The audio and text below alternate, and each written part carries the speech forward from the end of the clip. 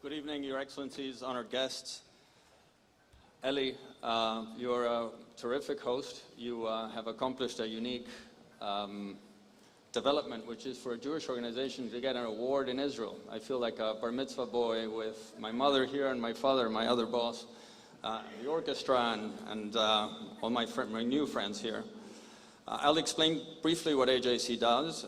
Founded, as the announcer explained, in 1906. Since then, it's been trying to make friends for the Jewish people, and since Israel's foundation, for Israel in the world. Most of its work traditionally has been in the Northern Hemisphere. When it came to Africa, through the generosity of Marion and Stan Bergman, who are born in South Africa, we incorporated an Africa Institute about 9 years ago. And I was tasked with explaining Israel in Africa. But I soon realized that the explanations that are needed in places like Europe or Latin America, where I am originally from, are not necessary. In Africa, I've felt nothing but a very welcoming spirit and an admiration for the entrepreneurial spirit of the Jewish people, sometimes going back to the scriptures. And I was disarmed in having to come up with a project that actually would resonate with their needs, as well as ours. And in due course, I realized that exploring a connection between Israel, the startup nation, and the emerging Africa that was described by Eli before was the way to go. The delegation we brought, that Eli also described, exemplifies the kind of partnership that the Jewish diaspora and the State of Israel can actually develop for the benefit of Israel and for the benefit of the world. The precept of repairing the world, Tikkun Olam, resonates very much with the Jewish diaspora, particularly in America. And Israel has a lot to share with its African brethren. As you know, Herzl himself said that after founding the State of Israel, his next mission would have been to assist the African nations to build countries of their own.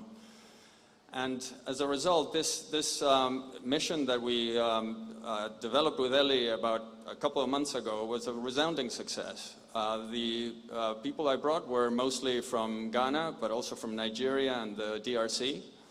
And as they were returning, they couldn't count the number of meetings that they had already scheduled to follow up on things that were coming up. They developed a WhatsApp group that I get messages on daily. And the excitement is very, very palpable. One of the Ghanaians who was in the group said that back in his home, as he was growing up, when a child did all his homework and did very well, he was called a red-eye. And he said that Israel was to him a red-eye nation and wanted to understand the drivers behind the success of this country so that he could learn from it and try to do or to assist his own country in adapting whatever was relevant to that country. Another one of the Ghanaians mentioned that only in coming to Israel did he understand that Israel was the project not just of a nation that is here in the Middle East, but also the imagination of a whole millenary people.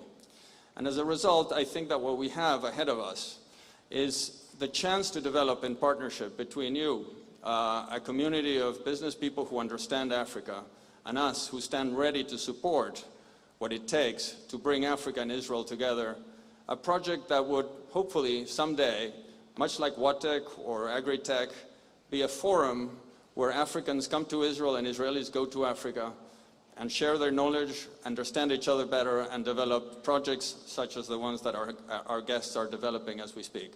So thank you very much for being here, and I can't thank you enough for this award, Eli. You have been a tremendous partner and a model to us all. Thank you.